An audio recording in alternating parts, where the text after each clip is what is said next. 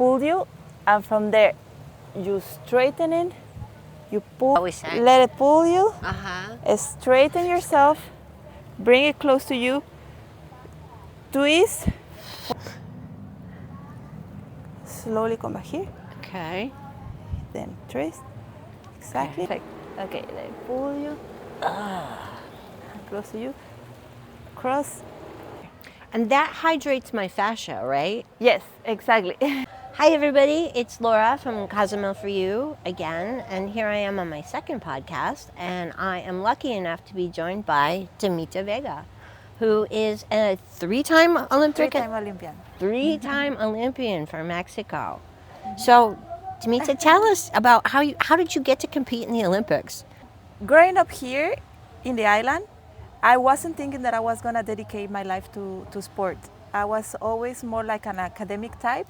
I was always the nerd at school, having good grades and all that. But I always was really, really fascinated by all of the sportive kids that I had around in my school, how they move, how they play. And I don't know why I thought that was harder for me. And I always had this admiration for sporty people. So I started playing sport quite late in my life. I did a little bit of soccer, but then I discovered windsurf through my uncle Raul. Raul used to be a competitor in the 80s. He actually qualified for Olympic Games. In the end, he wasn't sent to those Olympics, but he had the spot. And he started teaching a group of kids, like my cousins, myself, and some friends. It was just here, just in front of this beach. We started in Playa Azul, then we started to move north until we were always doing it on this beach that we are here right now.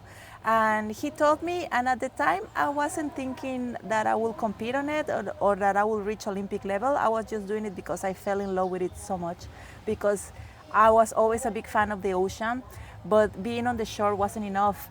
I was always looking to the horizon, like kind of like a cliche, but kind of like the Moana movie. You know, you're always like, what's up there? I want to be up there. And even on a motorboat, I wouldn't get like the feeling that you are in touch with the ocean. I always wanted to be like far away. And when I discovered windsurfing through him, it was the experience of being so free, like total freedom on the ocean. Because you don't have a motorboat, like the animals are more tend to go closer to you because you don't scare them with any noise. Ooh. So I was surrounded by the marine wildlife, and I was going like away, and I was only using the wind and my skills and wherever I wanted to go. I never felt so free in my life. So it was like love at first sight. Even on the first time that I was trying the board, I didn't manage to be good on it. I was always falling. In the first day, you always fall, you're always crashing. But even the first day of just doing that, like it caught my attention. I was feeling so good, and I love to embrace the challenge of trying to be better at it, because it's very technically. It involves a lot of balance. It involves a lot of knowledge regarding the wind. The wind is an invisible force. It's an energy. It's invisible, and you need to be able to read it. So it takes time. But all of those challenges, I took them on board, and I was so happy when I was improving and I started to compete. At that moment, I wasn't thinking that I would reach an Olympic game. I was just doing it for fun. But then I saw that I was getting better at it, and then I said, let's give it a try. But by this time, I was already in university. So I had started university in Mérida. So I was more dedicated to that. And when I speak with my parents about giving it a shot, trying to go to the Olympics, you need to go outside of Mexico to compete, rank yourself, do all this kind of stuff. So for sure, they told me first, like finish university. You know, you need to have your degree. You cannot live this life just to, and we, at that moment, like we didn't know if I was gonna succeed or not. So I took their advice. I waited until I was last year of university, and then I decided to give it a shot. By that time, I was around 24, 25 years of age. So you could say that I was quite old for an athlete. That is like kind of old. Yes, it is. No offense. It is. No, it was. But I decided to give it a shot. So I went to Italy for a world championship. And over there, I realized that I wasn't that far away from ranking myself to a position where I could go to the Olympics, because it depends on when you finish on the World Championship if you are able to get a spot. So this World Championship didn't give any Olympic spot yet, but it was just like a thermometer to measure where I was at the international level. And I wasn't great, but I was at the possibility of qualifying. At this World Championship in Italy, I met the person who then it was going to become the love of my life and my forever coach, my husband now and father of our daughter. We met there, but at the moment it was just we just did spoke. not know that. It was in Sicily. We just spoke. We became friends. Everybody came back to his country because he's from France. I was from Mexico, and we kept it on communicating through. I don't know. You remember Messenger? Oh, MSN. the MSN, like the Hotmail messenger? The Hotmail Messenger, like tuk with the notification. Yes. So we kept in touch through that. A year passed by. I didn't do any competition, or I was focusing on school. And the next World Championship was approaching. And I decided to reach up to him and I said, "Are you going?" And he said, "No, I'm just finishing my sporting career. I'm gonna stop competing." It's funny because at that age, around 25, like you say, people is already considering retiring, and I was just getting started. So it was a good combination. Like I asked him, "Well, if you are not going to compete, what about if you go as my coach, because I don't have any coach at the moment?" And he said, "Okay, let's go, let's give it a try." So we planned everything and we met. It was in Italy again, but in a different city, in a lake, and in Lago de Garda, gorgeous, beautiful place for sailing, surrounded by mountains. The wind is like consistent. See, I sail, so I know. Yeah. A little bit, not a lot. Lago de Garda is one of the best places in the world for windsurfing. Interesting. And I got the chance to get to know the place. It couldn't be any more different than Cozumel, because you have two huge mountains really close by, one in front of the other. Like actually the sun rises a little bit late and also the sun sets a little bit earlier because the mountains block they are really close by, and it kind of like creates like a channel, and the wind blows every day. You can almost like touch the mountain. It couldn't be more like different than here. I was blown away by the spot. It was so romantic as well. So when I met my future to be husband over there, we did a really good work in the World Championship. And I thought it was going to be an experience of only this event and that's it, that he was going to continue with his life and I was going to continue with my life. But I think he saw something in me, the potential of going to the games as a coach, because our relationship started as coaching an athlete. And then he said, "No, I think that if I coach you, you can really make it to the games." And the games were just 1.5 years away. Like, you know, people normally have 4 years to prepare for these things. And we had 1.5 years to qualify, prepare, and do everything.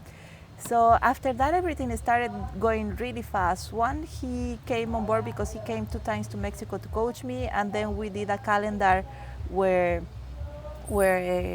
the events that I will be doing to prepare for that. And it was good. It all happened so fast. The qualifier was in New Zealand. The qualifier, like, the conditions were very similar here to Cozumel, but it was on the other way of the planet. So we went to New Zealand. We got the spot. Like 2 days before the event finished, I already had the points to qualify for the Olympic Games. It was a magical event. It was so good. And once I qualified to the Olympic Games, everything became so much easier regarding like sponsorship and regarding like all the support you get from federation and all that. So I went to my first Olympic Games. I was 25, 26. Something like that, and where were they? In China, in Beijing. They were the Olympic Games Olympics. of 2008. I tried to took the best of the opportunity because I thought it was gonna be only a one thing. So your first Olympics are in China. Yes. Okay. After that, I think that it was gonna be a one-time thing, and that was it. But I was very lucky because every new administration that come into the sporting governance in Mexico, they have their own way of doing things. And I was very lucky because the president of CONADE, which is the commission that handles all of the support for the Mexican athletes. I was very lucky because the president that entered in that period, he was very focused in investing in the new generations and creating a good sporting athletes for the next following games. For example, we were going to have the Pan American Games in Mexico, so they really wanted Mexicans to do really good. So it was almost kind of like a coincidence because I started my sporting career at the moment that there was the most investment in the athletes. So it was really good. That allowed me to develop, like, all of my husband work that he was doing at the time was almost voluntary. So after the Olympic Games, this coincidence of having this president, they were able to hire him. So now I had a coach and they were able to support me for the circuit in more events that I would normally And do. equipment, yes. So I was able to professionalize myself thanks to that administration in CONADE. And I also had a lot of support from my state at that moment. So in the moment where I needed it the most, when it's the moment that you are developing, I was surrounded by good administrators, and that generated like the opportunity for me to increase my level. So what I thought that it was going to be my only Olympics, that I was going to do something else, it ended up extending to 20 years of sporting careers. But thanks to that base of those 4 to 5 years that the sport governance put a lot of investment into the athletes, those 5 years allowed me to reach a peak level that then I maintained for 15 more years. So it was luck. But a lot of self-discipline too. Yes, of course. And of course the fabulous But coach. imagine that you train your ass off and you do your maximum, and you don't have support to go to the competition. Then what you do with all that? It's like you work all of that. So that's the life of the athletes that are experiencing right now. It's not the same. After Beijing, I was able to improve a lot in my sport, and I became Central American champion. I became a silver medalist in the Pan American Games. Those were the Pan American Games that were in Mexico. We had the sailing competition in Vallarta because the games were in Guadalajara. Guadalajara doesn't have any sea, so we did the sailing in Vallarta. And it was so beautiful, that event. Like, my family went to see me. I remember them being like in the award ceremony. They always give you this stuffed animal. I threw my stuffed animal to my sister. She caught it. She was crying. It was so emotional. Like, we did a really good job there. So I came from really good preparation.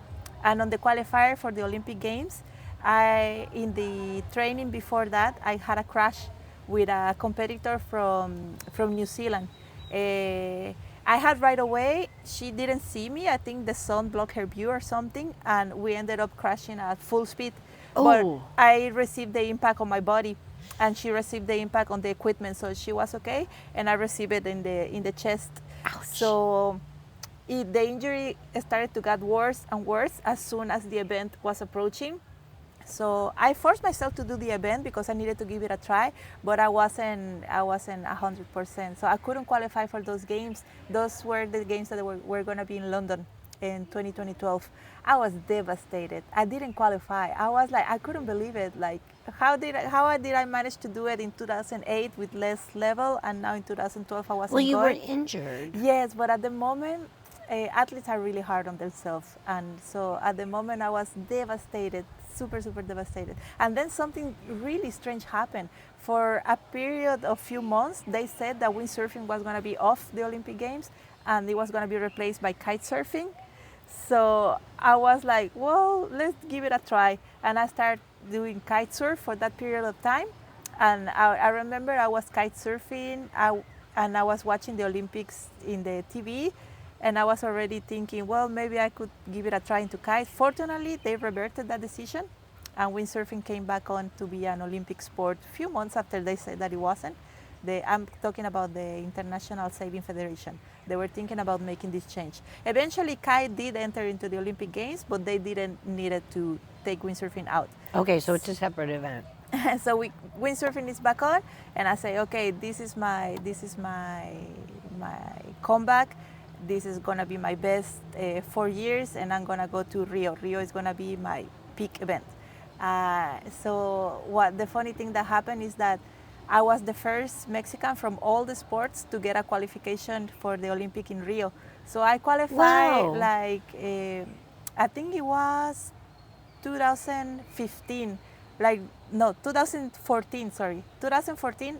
I already gave Mexico the spot to qualify for 2016. I was like, I had that little like revenge in me that I didn't qualify for London, but I need to make it like really good. So it was a good cycle.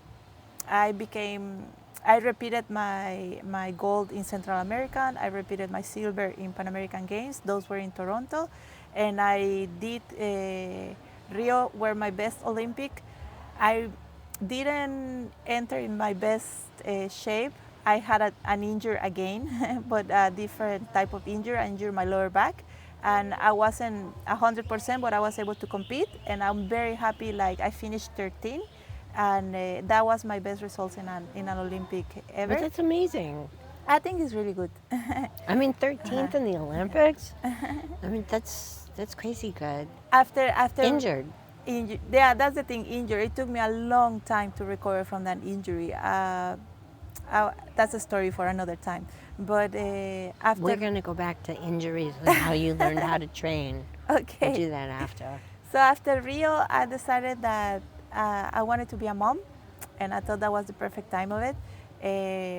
Remember, I started competing old at 25. So in Rio, I was already 35, 34, something like that. So I said, well, if I wait anymore, maybe it won't happen. I knew I wanted to continue to compete for another cycle, but I knew that if I wasn't gonna be a mom at that moment, maybe I would have exchanged motherhood and having a daughter for one more Olympics, and that wasn't worth it. So we decided to give it a go. It wasn't easy. I thought it was the simplest thing to get pregnant, but it wasn't easy for me. It took several tries, several months, and then it wasn't.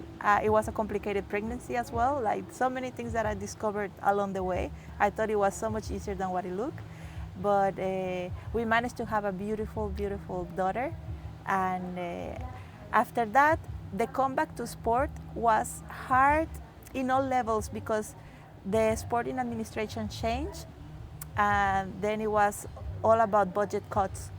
So I lost my physiotherapist, I lost my coach, which was my husband, and he couldn't be my coach anymore because he didn't have the salary.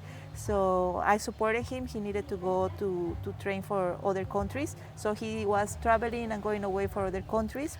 Wow, And so you were separated, like a brand new mom, like completely separated? It was really hard. It was really hard that period because I said, how am I going to do this? Because I knew that I wanted to go to Tokyo, that I wanted to do another Olympic, because the story that I was going to tell my daughter, I wanted to show her by example that she can build all of her dreams. So I didn't want the story to be, well, then you got born, then you were born, and I stopped, and I couldn't go to any more Olympics, and I stopped doing what I liked most, which is sailing. I didn't want the story to be that, so I wanted to show her that you can make your dreams come true. So it was hard because I didn't have the economical support. My coach, I had his support, but he was working for other countries, so I couldn't be training. And on top of that, I didn't want to sacrifice motherhood in exchange of the athletic life, because at the moment that I got pregnant, three other of my friends from the circuit, like Finland, Spain, France, several other girls were having babies as well. But what I noticed, the difference is that the athletes that come back stronger after motherhood is the athletes that are not really being the one in charge of taking care of the kid, which is a decision that they made, and it's totally okay. But I didn't want to do that. So you're talking about like having a nanny? No, not having a nanny. Like I'm talking about, for example, I wanted to breastfeed. Like if you want to come back and be strong, you cannot breastfeed your child. Really? Well, you can, but you will be lose like energy and all that. Like motherhood, like nature gives you so many like good hormones and a lot of strength when you have a baby. precisely because you need all of that energy to take care of the baby. So if you have somebody else taking care of the baby and you use all of that energy in your sport, for sure it's kind of like natural doping, something like that. It's something like that. So from my friends who did that, like their parents were taking care of the baby, they didn't breastfeed, they didn't sleep with the baby because they didn't take care of the baby when he was waking up, because sleep is the most important thing to recover for an athlete. So in my case, I didn't want to sacrifice motherhood for that. So I did wanted to breastfeed. So I breastfed for over a year and 3 months maybe. And I also wanted to be close to my baby. So I like to, we call it like co-sleeping now. I like to sleep with her and all that. So of course I was diminishing my performance in the trainings and in the water. But at the same time I was getting all of these budget cuts that I knew that I wasn't gonna go to as many events as I would normally do. So I say, why am I gonna sacrifice motherhood if I'm just gonna be training here by myself, because my coach is no longer my coach, so he needs to work for other countries, and I wouldn't even go to the competitions. So I took like 1.5 years of taking it slowly, and then when I decided to come back, I was racing against girls that were like 10, 15 years younger than me. Like completely new generation of kids will have come that they will want to go to the Olympics for Mexico. So the biggest challenge in that next cycle was qualifying, not aspiring for a medal or anything. Like the biggest challenge was qualifying, like without support of getting new boards, new equipment, without support of going to the competition, without having a coach, without everything. That was the challenge, and I took it, and it was so exhilarating when it finally happened. Like when I qualified for those games, it was like one of the highlights of my career, because I was able to qualify for Tokyo. This was early 2020, just before COVID hit it. Just before COVID hit it, we had the last qualifying event for Tokyo. And I managed to win the event, which was a World Cup in Miami, in the States. And it was also the internal selection. The first Mexicans will go to the games. So I was not only first Mexican, but I was first in the World Cup. It was like, I always remember that event with such joy, because the most emotional events are the ones that you don't know how they are going to end. That's the beauty of sports. The beauty of sports is that you don't know what's going to happen until it happens. If you already knew who is going to win, you wouldn't watch it. It wouldn't be. No. And it's like this magical thing that anything can happen even if you are the favorite, or even if you are not the favorite, and against all odds, and I wasn't the favorite at all for that event.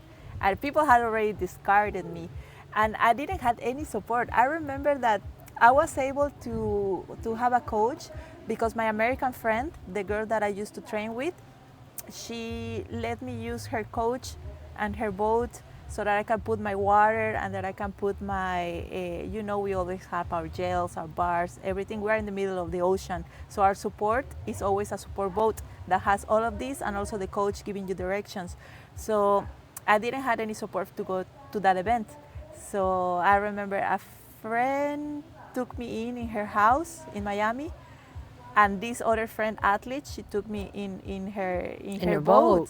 And we were training together before the event, and it was magical. When everything happened, like, I'm forever grateful for her, because I always tell her, if I'm going to the Olympics, it's because of you. And we developed a good friendship after that. It was really beautiful. So I remember the day before the final, everything was gonna be decided. And I was really stressed. I couldn't sleep. I was like, I need to sleep, because my sleep is what's gonna help me recover. And I'm 20 years older than these girls that I'm competing. Like, I'm sure they are already fresh and recovered from the whole event. And I remember I did like a really strong meditation where I put a fire. We were in a chair. I was in the garden of the house of my friend who was letting me use her place, and she had chairs like this. I was in the chair. I did a little fire in the garden, and I remember that I was looking at that fire, And I was just like, why am I so stressed? Why am I so stressed? And then in the meditation, I was able to just release all the stress, throwing in the fire.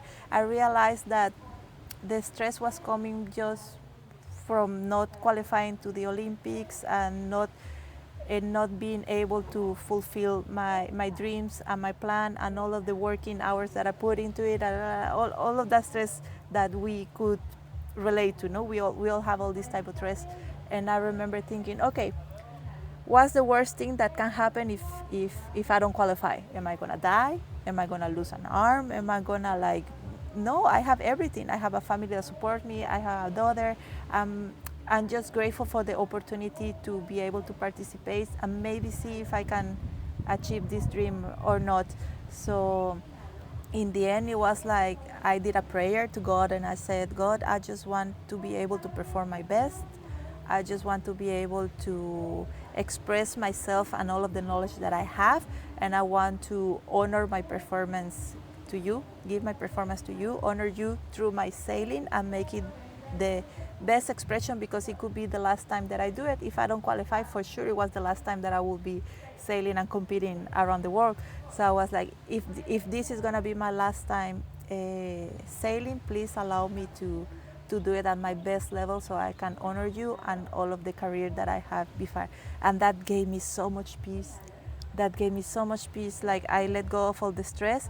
I was okay if I lose, as long as I have known that I gave my best and I did my best performance ever. If somebody overcomes and do better than me, I can accept that. That's what I said. I can accept if somebody's gonna be better than me, I accept that. I just wanna be able to express myself and not have this stress holding me back from what I can do. So I was so peaceful after that meditation. I remember I was like, wow, and I was able to go to bed and I slept like that. I slept instantly. And when I wake up, I was ready. I was ready. I was, of course, nervous, but I know that if you are not nervous, that means that you don't care. That means that it's just any other event and you are not really like, you don't give any importance to what you're doing. If you're nervous, it's because it's important to you. So I knew I was nervous. I say, okay, that means I still like this. That still, this is what I want to do. So that day I went on to the competition side, and I could see that the other people were even more nervous than me. And I was like, oh, okay. That's funny. Okay, everybody's nervous. So if everybody's nervous, then it's okay. We're equal starting point. So the event, I finished behind on the final, and I needed to catch my way up. And I was calm and I was patient and I was able to do it. So I crossed the finish line in first place. I won the final. It was the best, That's got to be an outstanding feeling. I mean, doing that. Yes, it was amazing. And coming back, you had a child. Yes. And then you competed again. Yes. And also you are putting all of your bets on you. You're putting all of the money on that, all of your own money into it. And if it doesn't succeed, then you feel like you almost like throw everything out, you know. But it did happen. It succeeded. It was so amazing.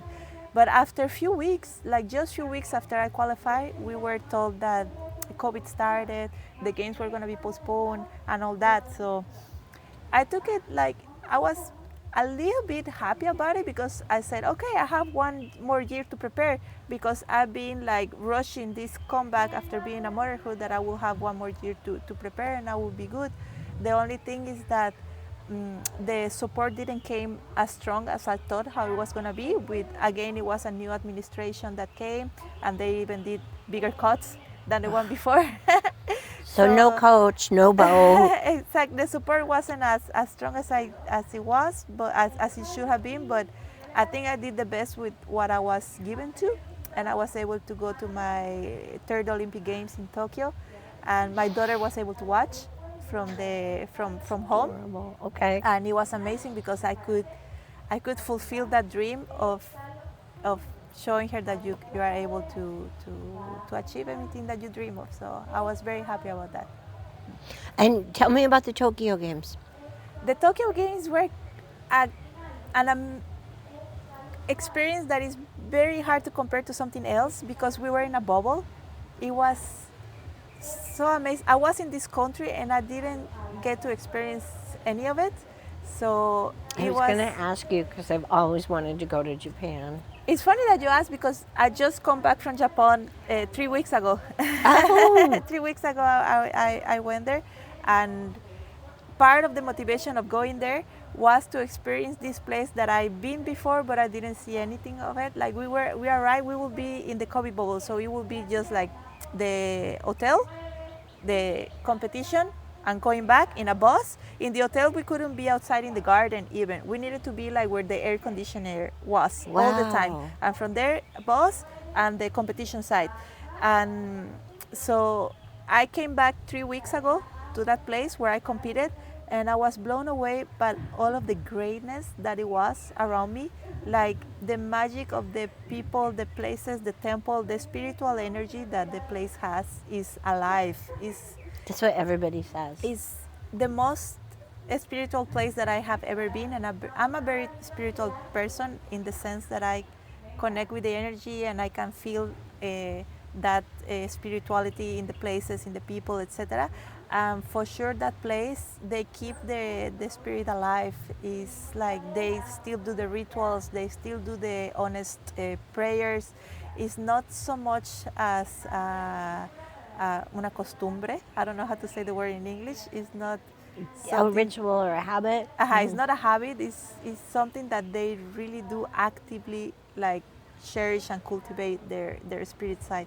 And I was blown away what was around me when I was competing and I didn't see, because the thing with windsurfing is that you always integrate yourself with the place, because we are competing in the ocean. So you are always changing scenery. It's different, like for example, if you do, let's say, basketball or taekwondo, where you have the same dimensions in a stadium close wherever you will go in the world. For us, it's different. We really get integrated in the place where we are competing. So I never thought about it that way, but that makes perfect sense.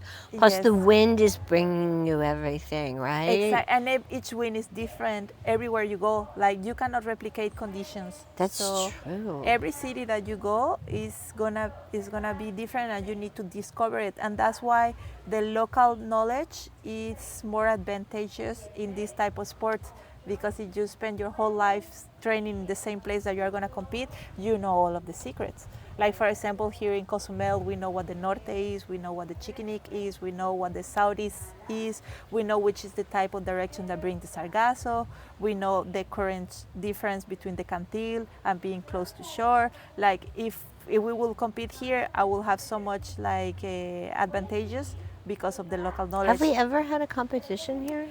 Actually, we did a North American championship here that I helped organize with my husband, and I won all of the races. I finished first, which is something really untypical. But you know the conditions. Exactly. Like normally in a sport is you do 12 races. Each races, your position is your scoring. If you finish first, you have 1 point. If you finish second, you have 2 points. Third, etc. So normally the person who wins has first, fifth, two, third, something like that, and it's very evenly, and you never know who's gonna win until the last day. But on this event, I had so much local advantage that I was first. So that's something that doesn't happen very often in our sports, but sometimes it happens. So it has to do a little bit of well, I think, that. I mean, again, you can cut this, but what I think is really interesting is I've lived here for 25 years.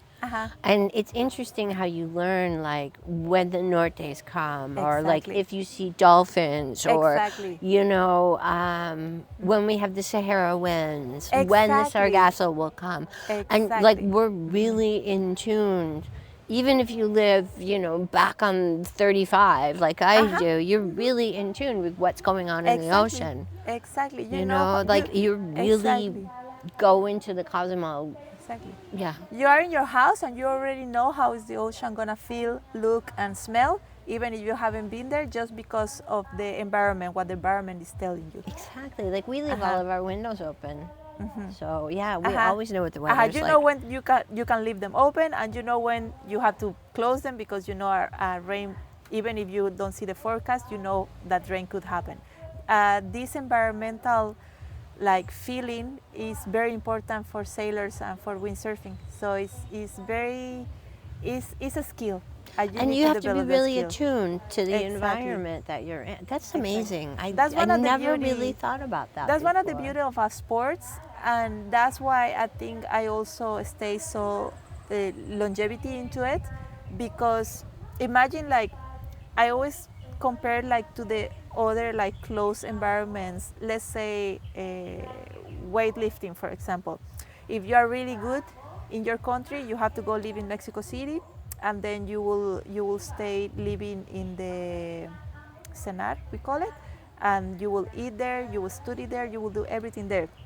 And I think that if that would be my case, I don't think I would have lasted that many years, 20 years of professional career. For me, I need like the freedom. I love Cozumel. I was very lucky that I was able to train high performance where I live, because normally high performance athletes need to go to the cities that have all the conditions for the high performance, like the facilities, all of that, you know. And you got to train where you were born. Exactly. In my case, I was able to train where I was born, and it's because of my sport, like near the ocean, etc. No, so I was very, very lucky regarding that. Okay, now tell me how you did 3 Olympics. You were injured twice, quite badly, and you had a baby. Yes. So you obviously learned how to recuperate yourself. Yes, I was in the beginning of my career. I was doing the traditional training methods that everybody does, that are these very explosive exercises carrying a lot of weight, especially on your back. Like you put the bar in your back and you squat. Sometimes you even jump. All these type of things. Those exercises are really beneficial on the short run. On the short term, they give you like the explosiveness, they give you like the muscle mass, they give you everything you want, but you cannot do the same training like forever. Eventually something is gonna snap, and the thing that snap is normally like the little tendons or the joints, the ones that are taking all of the crush from those exercises. So at the time I didn't knew that I was reducing my longevity span of the sport by training that way. I was just seeing the benefits and I liked it. But then everything snapped 2 weeks before the games in Rio. I was having like really awful lumbar problems, and I had to compete, and made it worse through the competition in Rio. So after Rio, the pain was so bad, and I was doing like everything I knew to relieve the pain, but nothing was working. And 3 months went by that I was still in pain, not able to train. I was considering that I wasn't gonna be able to compete again at the highest level, because it was hurting so much that I thought that I wasn't gonna be able to compete. At the same time, I was trying to have a baby, so it was awful. I said, no, if it's hurting right now, like how am I gonna carry a belly with my lower back? I said, no, I need to fix this first. So I was able to find a relatively new methodology of training where they take in consideration the fascia and the tensions, the natural muscular tensions of the body. So I started working out with this program, and after a few weeks, what took me like 3 months that I couldn't figure out what to do about it, after a few weeks, I was pain-free. And this is the type of injury that doctors recommend surgery, you know. It was like almost at the level of a herniatic disc, and I was able to revert that with this method. I was blown away. I was very impressed. So I still do your exercises. yes. I do the tennis ball on my neck. I Yeah. mean, it's amazing. It's all benefits. It's all gains, no pains. It's amazing. So I was able to get myself back in shape. Then I got pregnant, and I was able to recover my shape after pregnancy with these methods. And now this is the only way that I train, because if I revert myself to training how traditionally weightlifting is, then I know eventually on the long run it's just gonna be hurtful again in my body. So right now I only focus on longevity with the food that I take, with the sleep, and with the training that I do.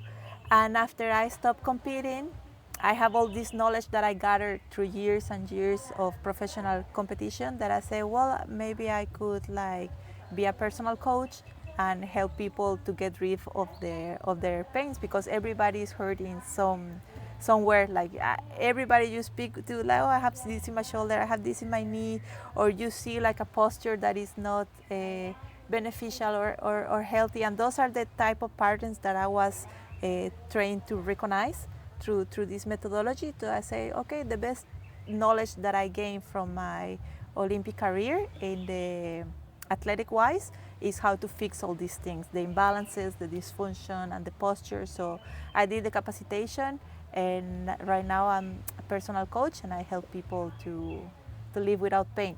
Well, you help me. I mean, I've seen you. My husband's seen you, and you've come over the house, and it's really been beneficial. Yes. Yeah, the good thing about the method is that I can go to the person's place, and then we can train in an environment where they feel like the most relaxed, the most confident, that they can do the exercises. And we have the goal, like people will tell me what exactly it is that they want to achieve, and we work towards that goal so that they're able to do it, which could be something very simple, like a person just told me, I just want to be able to walk 3 hours because I'm going to go on vacation, and I want to be able to see the place without my back hurting, without my knee hurting. So we are working on that, and she is already seeing the benefits when she goes on her walks, that the normal pains are not showing up. And it's like that. Another person, the goal is that I want to swim, but I'm always hurt with my shoulder. So we were able to fix the shoulder, and now she's able to enjoy her life again. So that's the thing about this training methodology. It's about giving the control of your body, so that you can do whatever you want with your body. You know, it's like it's as simple as that. Well, I like that you taught us skills that we could take with us. You know, it's not Yes. like a permanent, like I have to see you every single. The And thing, I still do exercises. yes, the thing that I wanted to be when I became a personal coach, I don't want to be the type of personal coach that attaches to the person and becomes like a crutch to the person, and the person needed like forever in order to feel good. I don't want that. I want people to be able to relieve all of the pains that they have and give them the techniques so that they can continue and doing that on their own. Because eventually what happens is that you need periodization. I don't know if that's the word in English. have no idea. Periodización. Let's call it periodization. Okay. Like I've been a high performance athlete. You need periodization. That means that you plan your year in a way that at this period of the year I'm gonna be doing this. At this period of the year I'm gonna be doing that. Like you don't do you don't train the same thing every day. And I think it should be like that for people as well. For example, in my client, they need to travel for work, or they need to travel for vacation or whatever. That needs to be account in the way that they train. So you, as a personal coach, I cannot expect to be training with this person like 365 days of the year. You know, it's like periodization need to happen. And it's also good to not get into a mental burnout where the person gets like the mental fatigue that, oh, I need to train. No, we are going to periodize this. We are going to fix this issue that you told me, and then you're going to be perfect. If you want to continue after that for a few weeks, excellent. If you need a break to do something else, perfect. And then after a while, if you need to call me because something else happened, Like a tune-up. exactly, then it's like that. So my goal is not to, I don't want to be like that the person has to depend on me in order to have. No, I want to give him the tools so that he can develop like the longevity and good training habits on its own. That's fabulous. Good. Do you want to talk about the environmental stuff now? We can, yes, Okay. yes. How should we introduce that? I don't know.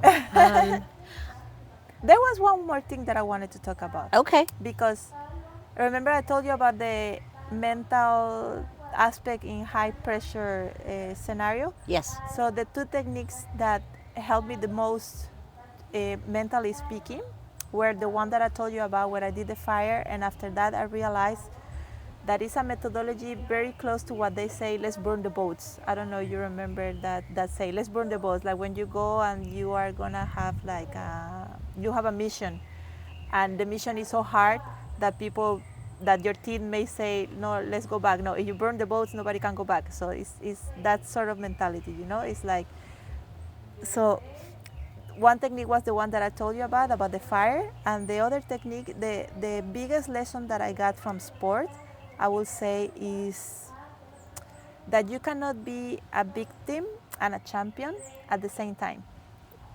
That's the biggest lesson that I learned through sport, and that's the one that I'm applying in my life right now, because we are always faced with injustice. In sport, you are faced with injustice like all the time. But that adjustment, you can take it as a victim, which in a way you are, and you need to acknowledge that, okay, I was a victim of this injustice. It could be like administrative, it could be sporting wise, it could be an error for the judges, it could be anything, you know. And but if you stay feeling sorrow for yourself, feeling sorry for yourself, and you stay in the victim, this shouldn't have happened that way, that diverts you from focusing on what is important. So even if the injustice happens, you need to become the person that overcomes the injustice instead of the person that stays in the victim mentality, waiting for somebody else to help you or waiting for somebody else to rescue you. Okay. The fastest you get yourself out of victim mentality, the better it's going to be for you and the most beneficial. And then you're going to become stronger, and then you are going to be able to absorb the lessons. And so that, I would say that those were the two biggest tools, mentally speaking, that I was having when I was competing. That's interesting. That really is. So let's change to Okay. Well, we're out here in this beautiful area right by the ocean. I know that you're really interested in the environment. It's more in a sense of when you are gonna build, because what I study in my official career is civil engineer. I am a not civil know that. engineer, and I was so fortunate through my sporting career to travel all around the world. I visited 27 countries, and in all of those countries, I was spending some time to study how they were building their houses and why, and how are they respecting the environment around them, and how they have to use certain materials according to the environment that they have, whether it will be like a ton of rain like in England, that it will rain non-stop, how will they build their houses to not have leaks, and their grass to not like become a pond and all that. And I went also to super dry places like Oman in the desert, and I've been like to very extreme different climates. So I always took notice about how they took care of the rivers, the clean. For example, Rio was the most polluted place that I ever been, and we needed to go in the water, and we will be surrounded by oil, trash, even condoms, sometimes dead animals. That Oh. whenever it will rain, the river will wash up, and everything will end up in the bay. And then you will go to another city like, let's say, the Netherlands, where they are surrounded by channels, water, and everything is so clean. And you say, why? It's not that it's not possible, no? So I'm always like taking in consideration all of these things. So eventually I'm gonna start building, because that's my second passion, and saving money to do my own projects, like maybe just do like a little one floor house. I wanna do it. You could do my house in the transversal. Yeah. That would be, I mean, that's exactly, I want like a palapa like this Uh-huh. with a big screen around it, and then just like a little, The main topics here in the island is that we can collect the rainwater, and many people don't notice that they can collect the rainwater, but we've been doing it in my house for my whole life. Like ever since I was a little kid, I remember we were drinking the rainwater. So you collect it in a tank, then you pass it through a filter, and the water tastes so good because it doesn't have all of the calcium, the calcium that you get on the pipes here. And also, if you buy the bottled water, then it has no minerals and it has nothing. So the rainwater, when you drink it, is so good. You feel how your body like absorbs it, and it's something very easy to do here. So we have that. We can collect the rainwater not only for drinking, but how I did it in my house is that I collect my water for drinking. that one overflows, like you don't need that much water, but I can collect the whole water that I will drink for several years. You don't need that much water. So when that one overflows, it goes to the tank of the water of the house. So it mixes with the street water, and that takes the calcium away. So it doesn't rust the faucets. It doesn't Or rust put them as those much. brown spots on your clothes. No, it doesn't give any spot. Rainwater is exactly, and also in your hair, when you wash your hair, it's not thick after, it's Yeah. softer. So it's so much benefit from that. So in the island, what you can do is that, and also we have the blessing of have the breeze, the ocean breeze, and this ocean breeze enters all the way to the center of the island. So if you orient your windows and your doors. We did that when we built our house. We I felt it. specifically put our windows that way. Exactly. I felt it when I was with you, but not many people is like in touch with the environment and know where or how to direct it, so they rely on air conditioner. Well, remember, we were both dive instructors at the same time, and I grew up this close to the ocean. I've always been this close to the ocean. Yes, and because you've been in the ocean, you know the direction, what's the dominant direction, how to orient your windows and all that. It's very, very important, because then you will pay it on your electricity. If you don't do that, then you will rely on the air conditioner all the time. And then your bill will come up. And also, if you don't have the crosswind, then you create like these mold rooms, which is that's the common thing that I see along the coastline. Sometimes it's an architect or engineer from a city elsewhere, and they just do the hotels and the apartments like little condensation rooms where the airflow cannot go, and then you have the mold issues and all that. And we have the privilege of having this crosswind. The few buildings that do have the crosswind, for example the Peninsula, and there are some others that where they respect the crosswind, they are the ones that you feel the best inside, because it renews the air inside. It's more clean, it's more fresh. Like if we have this natural resource, it would be better to use it. Otherwise, it will be like a wall. The wind will come and bounce, and it will not enter the house unless you have the crosswind. It's very, very important. That's another thing. And also the orientation of your windows according to the sun. If you are always getting the sun in the window, it will hit the inside. You will not feel uncomfortable. It will be too much light. All of these little details I like to take in consideration. So when I'm gonna start building, I would like to do some projects where you are gonna feel so good inside, and maybe you will not even know why, but it will be because you take the environment into account when you are inside, how you're gonna experience. Which is really easy to do on this island. Exactly. On this island, we have so much.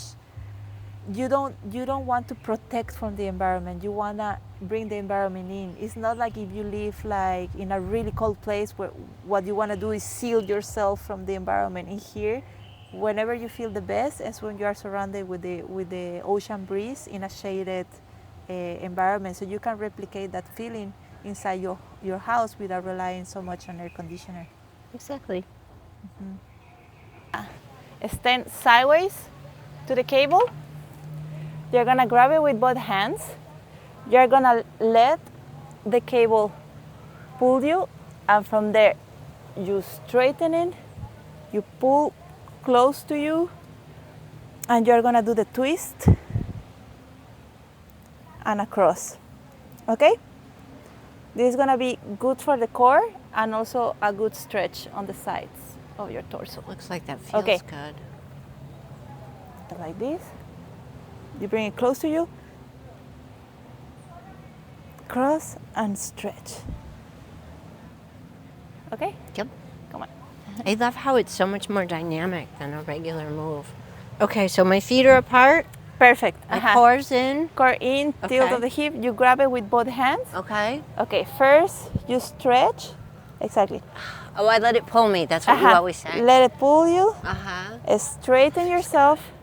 Bring it close to you. Twist for the core, and then finish with the stretch. Yes.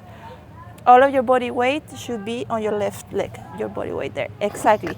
And there's gonna be a weight transfer. When you come back very, very slowly, you're gonna transfer the weight to the other leg. Exactly. And let it pull you again. This is so good. Yes. I didn't stretch this morning, and I Yes. normally stretch every day. Uh-huh. And this just feels good. This is for the core and then for the stretch. Feels for the core, feels for the stretch. Oops. Slowly come back here. Okay. Then twist. Exactly. Okay. All of the way there. And let it pull you. We're gonna do a variation. Get closer to the machine. And now you are gonna pull up. It's just for the stretch. Ooh. You're gonna feel a lot of decompression on all of this. Oh, that feels really Zone. good. Exactly. Exactly. Slowly. One more time. Yeah. I have to do So- the other side now. Come back and twist so that we can do the other side. So first, the first one I show you, you let it pull you, bring it close to you, very slowly, very, very slowly turn, and then you stretch. Perfect. Nothing to correct. Yes. Well, this is not my first time doing know. your exercises. Perfect. Okay, let it pull you. Close to you. Cross, and then stretch. Yes. Now let's do the other one, where you Okay. pull upwards. Yes. Exactly. Stay there a little bit, just to give a lot of depth to the stretch here. Uh-huh. Yes. I'm okay with staying here. Okay. Come back and do it one more time. Yes.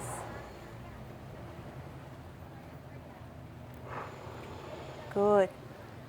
Let's do one last one. Okay. One more. So, you're gonna be standing. Left leg in front, right hand on the handle. You let the cable pull you back, so you twist your upper torso. From there, very slowly, you start untwisting and pushing. And from here, you can even do a little bit more of stretch. The comeback is gonna be really slow. Really, really, really, really, really slow. Here.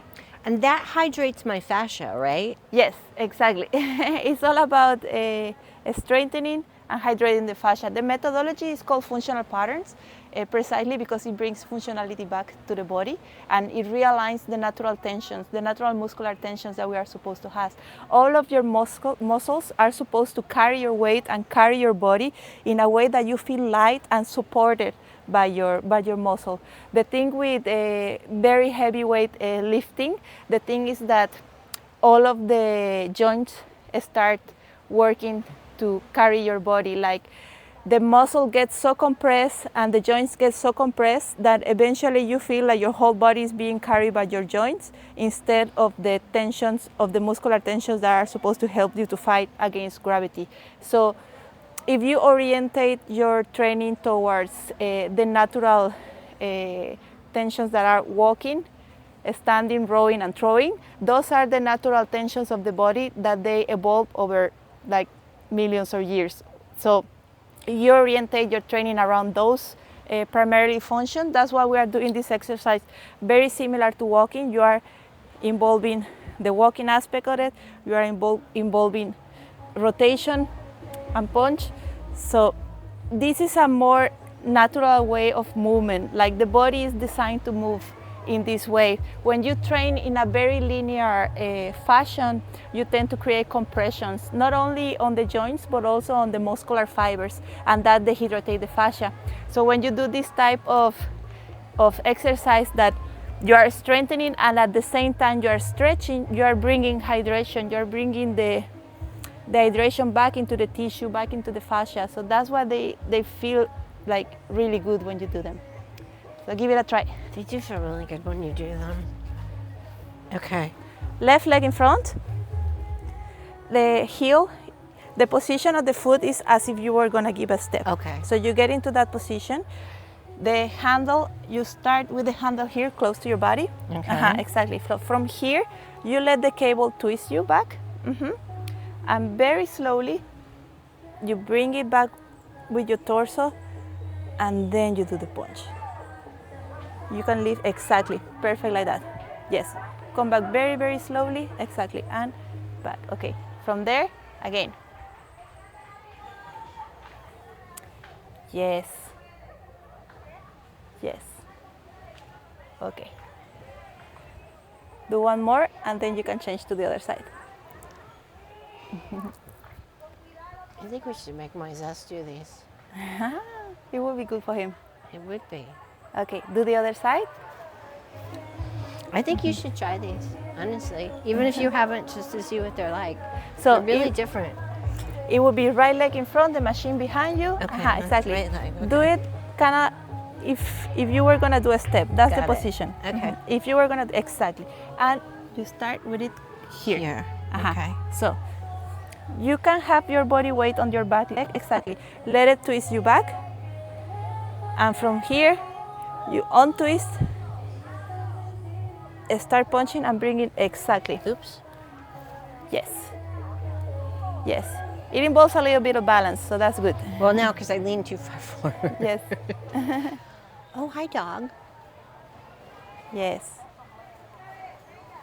You should feel it in the end as if you are punching something. So, punch here. Okay, stay here. Punch here. Lift the back of your foot exactly like that. You can stay here a while and also give it an extra stretch of the shoulder. And very slowly, very, very, very, very slowly come back.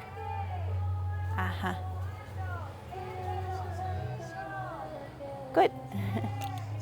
That's it. Those two exercises, I think, is enough, no? To Well, show. thank you so much for meeting with us today and teaching us. I learned so much about you. Oh, thank you. This Thank you was for the wonderful. time. So, thanks, everybody. Thank Take you. care. Thank you.